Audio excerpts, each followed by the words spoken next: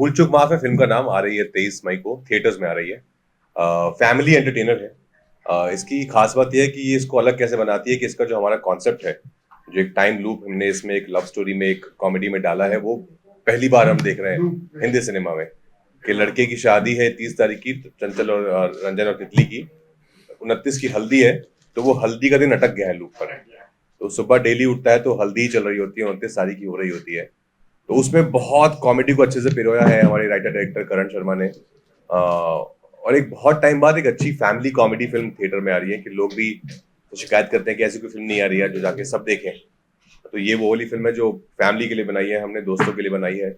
जाके थिएटर में लोग हंसे, 2 घंटा सब भूल के स्ट्रेस फ्री हो जाएं और जस्ट एंजॉय करें। इसकी तारीख कब आ रही है? आ जाए सर, आगे नहीं दे रही है। इसका जो कॉन्सेप्ट टाइम लूप का इसमें जो हमने डाला है, ये इसको बहुत अलग बनाता है। इस ये भी है, हाँ, छोटे शहर की कहानी, बनारस की कहानी है। बनारस के किरदार हैं रंजन और तितली, पूरा परिवार है उन दोनों का। लेकिन कैसे ये टाइम लूप जो एक साइंस फिक्शन का एक तड़का उन्होंने बनारस में डाला है करण ने थ्रू कॉमेडी, आई थिंक वो इसको बहुत अलग बनाता है। जैसे गैंग्स ऑफ वासेपुर हुआ था, तो ये आपने कहा कि वहां जाकर के आप कई दिनों तक वहां जी जी जी, हाँ हाँ भाषा को समझा आपने, जी। एसेंस को समझा। इस फिल्म के लिए तैयारी क्या करनी पड़ी आपको? सर इस फिल्म की तैयारी, क्योंकि बनारस है तो ऑफकोर्स एक लहजा होता है बोलने का। तो हमको वो था कि थोड़ा वो हम लहजा रखें अपनी फिल्म में, हालांकि हिंदी भाषी फिल्म है तो उतना हम डीप नहीं जा सकते क्योंकि फिर सबको समझना चाहिए बनारस के बाहर भी। तो वो लहजा रखा है हमने, वो कल्चर तो करण शर्मा ने स्क्रिप्ट पे था ऑलरेडी, उसको बहुत अच्छे से कैप्चर किया है सुदीप का, जो हमारे सुदीप चैटर्जी जो हमारे सिनेमाटोग्राफर है। उसके अलावा आई थिंक किरदार दोनों बहुत अलग हैं ये।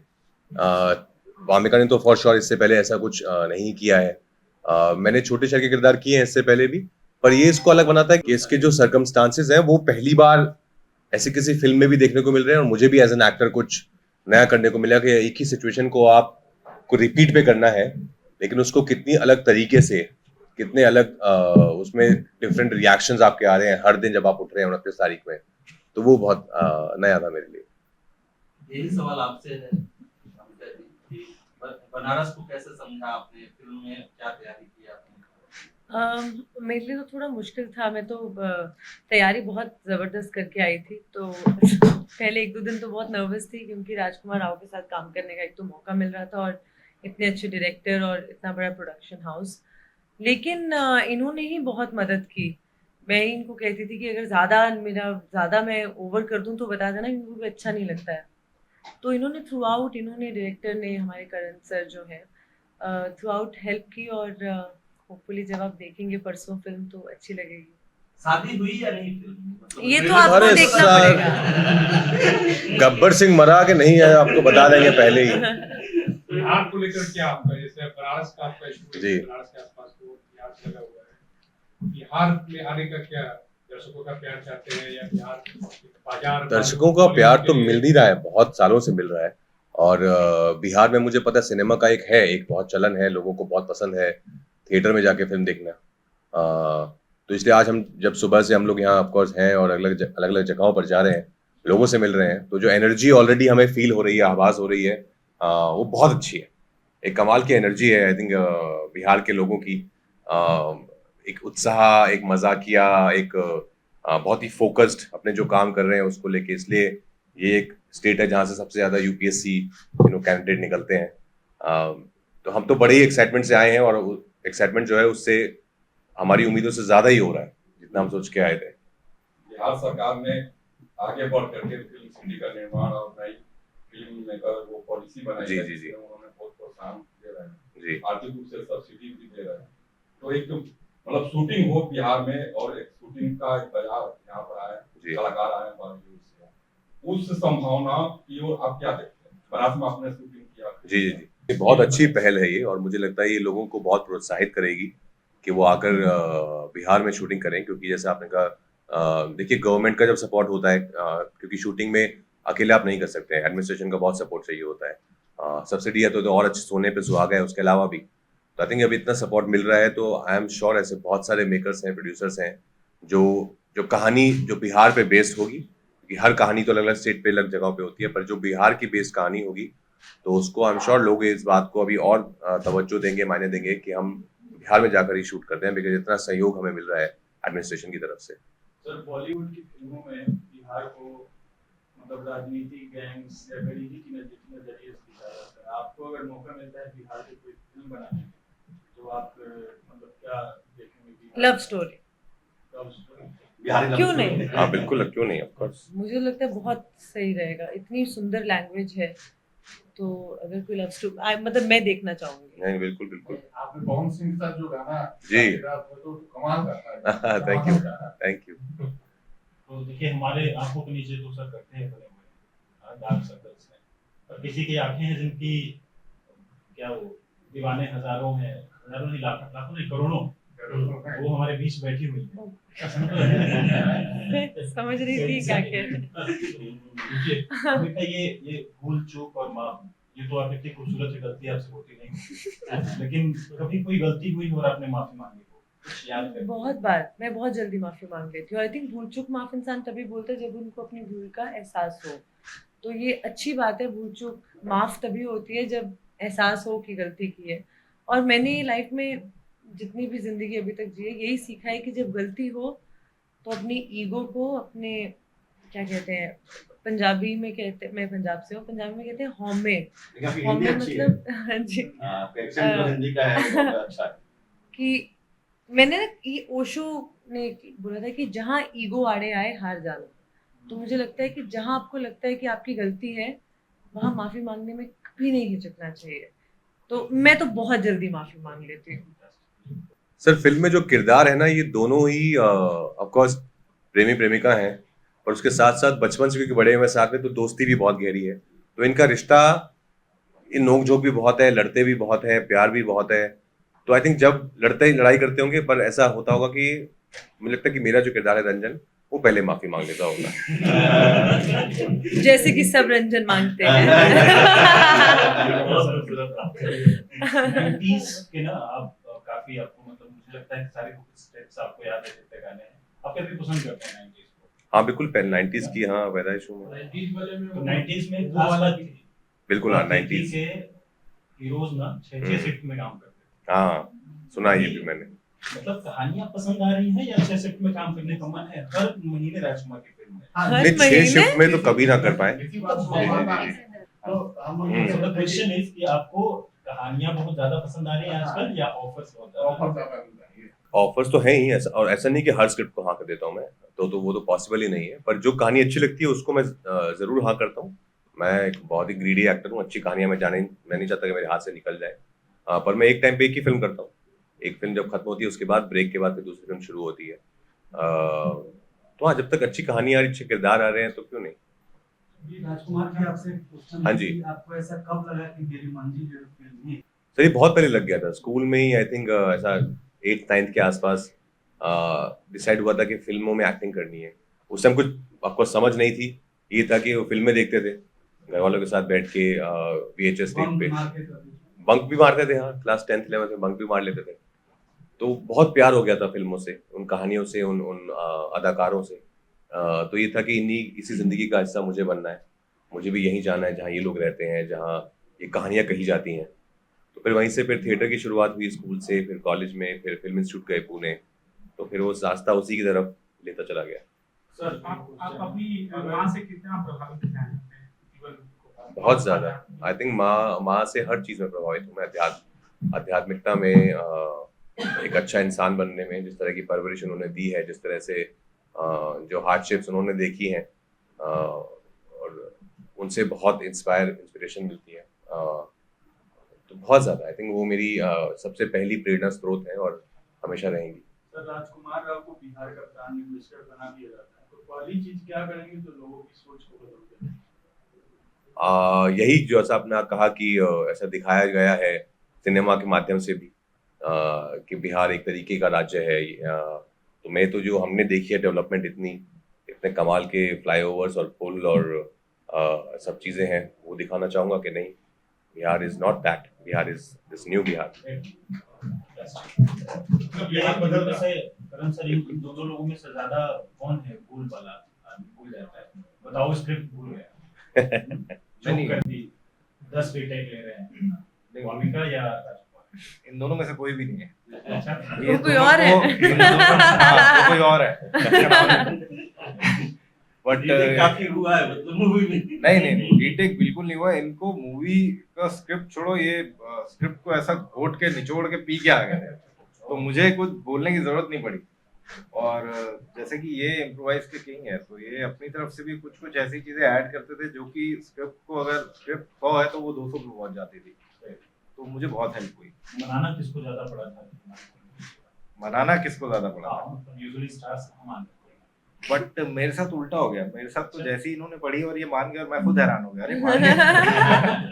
नहीं, कई बार कहानी इतनी अच्छी हो जाती है कि आपको पढ़ते ही लगता है कि यार कहानी बहुत सही है, जो प्रोड्यूस कर रहे हैं, बना रहे हैं, वो बहुत सही है। फिर आप डायरेक्टर को मिलते हैं, क्योंकि मैंने महारानी देखा हुआ था सीजन 1 जो करण ने डायरेक्ट किया था, और मुझे बहुत ही अच्छा लगा था। हम सबको, हम श्योर बहुत अच्छा लगा होगा महारानी जिन्होंने बनाया था जैसे। तो फिर हम मिले तो मुझे लगा ये तो डायरेक्टर भी बहुत अच्छे हैं, बहुत टैलेंटेड है, बहुत सुलझे हुए इंसान है, तो सब कुछ ही सही बैठ गया था, तो तुरंत हाँ हो गया था। उनका अपने राजकुमार का नाम देखने के बाद हमें खुशी थी या फिर? मैं तो बहुत नर्वस हो गई थी, बहुत खुश थी। मेरे घर वाले बहुत खुश थे कि मैं, वो इतने बड़े फैन है राजकुमार राव के, कि वो बहुत खुश थे कि अब मैं राजकुमार राव के साथ काम कर रही हूँ। बिल्कुल ये ना बहुत कम होता है कि आपको पहली ही नरेशन में इतना पसंद आ जाए। जब मैंने भी पहली बार मुझे नरेट की थी फिल्म, मैं इतनी खुश थी कि ये फिल्म मुझे सुनाई जा रही है और ये कैरेक्टर मुझे ऑफर हो रहा है। मैं तो इतनी खुश थी कि इतनी एंटरटेनिंग कॉमेडी और इतनी सुंदर सी बात उस कॉमेडी फिल्म में कही जाएगी। तो आई वाज वेरी हैप्पी कि ये फिल्म मुझे आई एंड राजकुमार राव के साथ काम करने का मौका मिलेगा। और मैंने बहुत कुछ सीखा इनसे। ये सिर्फ इनकी जर्नी तो है ही बहुत इंस्पायरिंग, और कलाकार भी इतने अच्छे हैं, लेकिन इनके वर्क एथिक्स, ये जैसे सेट पे काम करते हैं, वो मुझे सबसे ज़्यादा अच्छा लगा। तो मैंने इनसे सिर्फ सीखा ही सीखा है पूरे शूट पे। आपको पूरी फिल्म में काम करने का बिल्कुल, कोई अच्छी कहानी होगी और मुझे लगेगा कि अरे यार ये तो बननी ही चाहिए और मेरे साथ ही बननी चाहिए, क्यों नहीं। दुश्मन सलमान किंग। असमान जी, आपकी सबसे पसंदीदा फिल्म कौन सी है? मतलब आपकी अपने जो फिल्म आपने जो की है उसमें से सबसे पसंदीदा फिल्म कौन सी है? सर बहुत, आई थिंक मैं बहुत ही लकी हूँ कि मेरे पास ऐसे बहुत सारी फिल्म्स हैं जो मैं कह सकता हूँ कि इस पूरे दुनिया के सामने बताओ ये वाला बच्चा कौन सा फेवरेट है आपका, वो थोड़ा मुश्किल हो जाएगा। सामने उसको कहानी है। मोनिका तो खुले मन से आपकी ना खूब तारीफ कर रही है चारों तरफ। आपको इनकी तारीफ करते वक्त याद आती है पत्रलेखा भी है, देख रही हूँ। अरे पत्रलेखा खुद बहुत तारीफ करती है इनकी। हाँ, पत्रलेखा तो वो तो मेरी जीवन संगिनी है, ऑफ कोर्स, उसमें उनकी क्यों याद आनी है इनकी तारीफ करने की। पति ऐसा बोला करते हैं दूसरे लड़की की तारीफ नहीं कर सकते। नहीं सर, ऐसा तो नहीं, हम तो बड़े ही, शादी होने जा रही है, थोड़े दिन बाद ये लोग डराते हैं। नहीं आप मत डरिए, मत डरिए। देखिए हर शादी एक समान नहीं होती, हर पार्टनरशिप एक समान नहीं होती, तो वो आपकी हुई किस्मत है। कईयों को ऐसी वाली पार्टनरशिप मिल जाती है जो डरा के रखती है, कईयों को ऐसी मिलती है जो बहुत ही ट्रस्टवर्दी और अंडरस्टैंडिंग होती है। आपको क्या लगता है स्क्रिप्ट में क्या राजकुमार राव जी ने अपनी तरफ से कितना कुछ जोड़ा है इस फिल्म में आपके? मैंने वही अभी बताया सर, अगर मेरी स्क्रिप्ट अगर 100 पे थी तो ये दोनों ने मिलके और पूरी कास्ट एंड क्रू ने मिलके, स्पेशली इन्होंने भी 100 को 200 पे ले गए हैं वो। और नॉर्मली क्या होता है कि जब आप स्क्रिप्ट लिखते भी हैं, कोई कहानी भी लिखते हैं, तो आपने पन्नों पे शब्द उतार दिए, चीजें उतार दी, एक सीन लिख दिया। और जब एक्टर जो होता है, जब उसको परफॉर्म करने जाता है, तो एक्टर का एक रिस्पॉन्सिबिलिटी होती है कि उस सीन को किस तरीके से उठाया जाए, उस तरीके को किस तरीके से बेहतर बनाया जाए। तो आई थिंक ये उस काम में बहुत माहिर है। तो ये हमेशा 100 को 200 ही करके देते थे, कभी 150 नहीं होता था, वो ऐसा था। ह्यूमर करना उनके लिए भी, मतलब अभी कई फिल्मों में उनकी लगातार जो है हाँ। कॉमेडी आ रही है, हाँ जी। तो मतलब ये राजकुमार राव की पसंद बन गई है ह्यूमर की, मतलब वो क्या मतलब इसमें? देखिए क्या होता है ना, किसी भी एक्टर के लिए ना ये बहुत ही ज्यादा चैलेंजिंग हो जाता है कि जब उसको एक तरीके का नहीं, मतलब जैसे अगर आप कॉमेडी कर रहे हैं, आप किसी छोटे शहर का अगर कोई भी पार्ट प्ले कर रहे हैं, एक एक्टर के लिए बहुत चैलेंजिंग होता है कि उसको अलग अलग तरीके से किस तरीके से पोर्ट्रे किया जाए, उसको अलग अलग अंदाज में किस तरीके से बयां किया जाए। तो वो बहुत चैलेंजिंग होता है किसी भी एक्टर के लिए। तो आई थिंक आप इनका कोई भी कैरेक्टर उठा के देख लीजिए अब तक की फिल्मों का, आपको उसमें कुछ ना कुछ एक अलग झलक नजर आएगी, एक अलग ही तरीके का अभिनय नजर आएगा। और मेरे को लगता है अच्छे एक्टर की यही पहचान है कि आप एक चीज को भी अलग अलग अंदाज से, अलग अलग तरीके से करके, बच्चन साहब को देख लीजिए, कितनी फिल्मों में उन्होंने पुलिस वाले का रोल किया है, लेकिन हर जगह पे वो कुछ अलग छाप छोड़ जाते हैं, तो वो अच्छे एक्टर की पहचान होती है मुझे लगता है। उन युवाओं के लिए क्या कहना चाहेंगे जो आपकी तरह सपना आपकी तरह बनना चाहते हैं? सर उन युवाओं को मैं कहना चाहूँगा कि आप किस परिवार से आते हैं ये ज़रूरी मायने नहीं रखता है। आप कितनी मेहनत से, कितनी शिद्दत से काम कर रहे हैं, आपका कितना समर्पण है, कितना प्रेम है, प्यार है अपने काम के लिए, ये मायने रखता है। और परिवार की दुआएँ मायने रखती हैं, माँ-बाप की दुआएँ बहुत मायने रखती हैं। मैं तो यही सब लेके आया था उस शहर मुंबई शहर में, बहुत सीख कर, बहुत मेहनत करके, बहुत परिश्रम करके जब मुंबई पहुँचा 2008 में, तो यही सब चीज़ें लेके आया था। अपनी मेहनत को, अपने काम के प्रति अपने प्यार को और माँ-बाप की दुआओं को। तो यही 3-4 चीज़ आप लेके आ जाइए। और मुंबई बहुत सही जगह है, बहुत खूबसूरत शहर है हमारा और बहुत अपॉर्चुनिटीज़ है वहाँ पे। किसी को जल्दी, किसी को थोड़ा वक़्त लेके काम मिल सकता है, लेकिन मिलता ज़रूर है। अगर आपको अपना काम आता है, तो काम आपको ढूँढ लेगा। देखिए ऐसा होता है कि किसी भी फिल्म का या किसी भी शुरुआत का आइडिया का ऐसा कोई फॉर्मूला तो होता नहीं है। तो आइडिया एक ऐसी चीज़ है वो कभी भी कहीं भी आ जाती है। तो इसका आइडिया मुझे आया था कि मुझे एक रोमांटिक फिल्म बनानी थी और मेरे दिमाग में ये था कि मुझे रोमांटिक फिल्म बनानी है और एक ऐसे शहर की बनानी है जहाँ पे ना बहुत ही मिठास हो। तो मैंने बनारस को चुना था क्योंकि बनारस एक अलग मिजाज का एक शहर है वो। और क्योंकि रोमांटिक कहानी थी, मेरे को थोड़ा सा अलग तरीके से, अलग अंदाज में बयां करना चाहता था। आपने एक सिनेमा बनाया और आप उसके तरफ देखते हैं देखो नहीं है तो लोग कई सारे कोई करेक्ट। हाउ डिड यू मतलब कैसा चलेगा नहीं, सिनेमा तो सिनेमा हॉल से चलेगा। ओटीटी बहुत पैरेलल, एक बहुत स्ट्रॉन्ग इंडस्ट्री है फॉर श्योर, जिसमें हम ऑफ कोर्स लॉन्ग फॉर्मेट भी देखते हैं, सीरीज भी देखते हैं, फिल्म्स भी देखते हैं जब वो ओरिजिनल फिल्म्स बनाते हैं।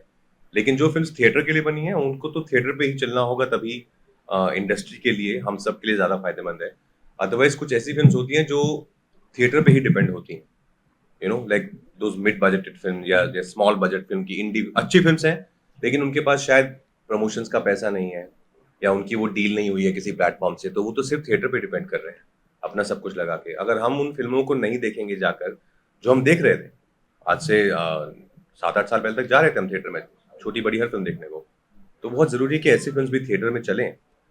अदरवाइज तो इंडस्ट्री को ही नुकसान है, क्योंकि बड़ी फिल्म तो है वो सही है, वो तो चली जाएंगी थिएटर पे, पर हर बजट की फिल्म, हर semi mid budgeted small budget अच्छी फिल्म है, आपको अच्छी लगी, आप लोगों को बताएंगे अपने रिव्यू के जरिए कि ये जरूरी फिल्म है, अच्छी फिल्म है, आप जाके देखिए थिएटर्स में, तो आपके हाथ में भी वो पावर है कि इंडस्ट्री को, सिनेमा को, अच्छे सिनेमा को जिंदा रखा जाए। और थिएटर में बड़े स्क्रीन पे, बड़े पर्दे पे फिल्म देखने का मजा ही कुछ और है। वो कहाँ आपके फोन या लैपटॉप या टीवी में मजा आएगा। और पूरे परिवार, जब स्पेशली जब कोई फैमिली एंटरटेनमेंट या फिर आप पूरे परिवार के साथ जा सकते हैं, मुझे एक रो में बैठ के कोई सीन पे हंसना और ऐसे देखना, वो कितना, अभी वो टाइम कहाँ है। मतलब सब इतनी बिजी हैं अपनी लाइफ में कि वो जो 2 घंटे का वक्त होता है जब आप साथ में मिलके हंस रहे होते हैं, वो कितना खूबसूरत टाइम है। तो मुझे नहीं लगता कि ये खत्म होना चाहिए। और मुझे ऐसा लगता है कि अगर लोग सिनेमा में आएंगे ना, थिएटर में आएंगे ना फिल्म देखने, तो फिल्में थिएटर में ही आएंगी। ओटीटी पे आने का कोई मतलब नहीं है। सिनेमा जो है वो थिएटर के लिए ही बना है। तो मेरे को लगता है अगर लोग थिएटर में आएंगे देखने के लिए और थिएटर में एंजॉय करेंगे, तो प्रोड्यूसर थिएटर में ही लेके आएंगे। करेक्ट। दिक्कत क्या होती है कि कोई अच्छी फिल्म आती है, लोग देखने नहीं जाते, तो वो बेचारा जो प्रोड्यूसर पैसा लगा के फिल्म बना रहा है, वो भी तो अपना सब कुछ दांव पे लगा ही रहा है ना भाई साहब। फिर तो वो तो मजबूर हो जाता है। हम लोग तो यहाँ बोल देते हैं अरे क्या ओटीटी पे आ गए, अरे उसने भी अपना मेहनत का पैसा लगाया है, सब कुछ लगाया है, उसका भी घर परिवार है, तो उसको सब चीजें देखनी पड़ती है। तो ये बहुत ही अलग लॉजिक है। वो प्रोड्यूसर अपना दिमाग लगाते हैं कैसे क्या करना है, तो वो बहुत ही अलग गणित है। बट बहुत ही सिंपल सा लॉजिक है, डिमांड एंड सप्लाई। अगर ऑडियंस डिमांड करेगी कि हमको थिएटर में आना है, हम थिएटर में देखना जाएंगे, तो पिक्चर थिएटर में आएगी। आप मतलब आपके लिए सेल्फ इंस्पिरेशन कैसे आप लेते हैं? मतलब किन चीजों से आप सेल्फ कभी भी मोटिवेट करने के लिए क्या करते हैं? सर क्योंकि मैं एक एक्टर हूँ, तो मैं अपनी फील्ड की बात कर सकता हूँ कि मैं देखता बहुत हूँ। मैं सिनेमा बहुत देखता हूँ, बाहर देश का भी बहुत सिनेमा देखता हूँ। मुझे उससे बहुत ज़्यादा इंस्पिरेशन मिलती है, क्योंकि हम एक्टर्स हैं, हम अपने काम से, क्योंकि साल के हम 200-250 दिन शूट कर रहे होते हैं, तो हम अपने काम से बोर नहीं हो सकते। तो अपने आप को चैलेंज करने के लिए सिनेमा देखना भी ज़रूरी है कि कितना अच्छा काम हो रहा है, और बाहर कि सिर्फ अपने बबल में रह के ही अपने 10 लोग ही आपको बोल रहे हैं कि अरे भाई तू सही है यार, तू बेस्ट है यार, तू बेस्ट है यार, वो खत्म है। आई थिंक वो पे ग्रोथ ही नहीं है उसकी। तो आप देखना, उससे इंस्पायर होना कि कितना अच्छा काम हो रहा है, कि हम ऐसा काम क्यों नहीं कर रहे हैं, फिर अपने आप को पुश करना कि मुझे भी ऐसा काम करना है, वो बहुत ज़रूरी है। और सेकेंड चीज़, मैं अपने आप को बहुत सीरियसली नहीं लेता हूँ। मैं एक्टर हूँ, ये मेरा काम है, मुझे बहुत अच्छा लगता है करना, इसलिए मैं करता हूँ। मैं फेम पैसा इस सब के लिए नहीं कर रहा हूँ, मज़ा आ रहा है मुझे करने में तो मैं करता हूँ। तो वो इंस्पिरेशन उसी से आती है कि मुझे अपने काम से बहुत प्यार है, इसलिए मैं कर रहा हूँ। मैं कोई उसमें गलत भावना से नहीं जा रहा हूँ कि मैं नहीं चाहता कि मैं चाहता हूँ कि मैं जब बाहर निकलूँ तो करोड़ों लोग मतलब चिल्लाएं, चीखें मेरा नाम। मैं बहुत आम जिंदगी जीता हूँ, बहुत खुश हूँ जिंदगी में। राजकुमार, एक सवाल फिल्म से हट करे, जैसे आप आपने बहुत ही जमीन से शुरुआत की और जिंदगी में एक प्रोफेशनली अच्छा करियर बनाया है, आपके हिसाब से जिंदगी में सक्सेस क्या है? सर सक्सेस वो है जब आप, हमने पहले ही बोला है कि जब आप रात को बिस्तर पर लेटे ना तो एक सुकून की नींद आए, वो सक्सेस है। कि आज ना किसी का दिल दुखाया, ना कोई गलत काम किया, अपना जो काम कर रहे थे वो बहुत अच्छे से किया, बहुत ईमानदारी से किया, सुकून की नींद है। मेरी फैमिली खुश है, मेरे परिवार वाले खुश हैं। तो आई थिंक वो सक्सेस है मेरे लिए कि जब मैं तकिए पर लेटूं और मुझे नींद आ जाए तुरंत। प्रभातखबर.com, विश्वास वही, रफ्तार नहीं।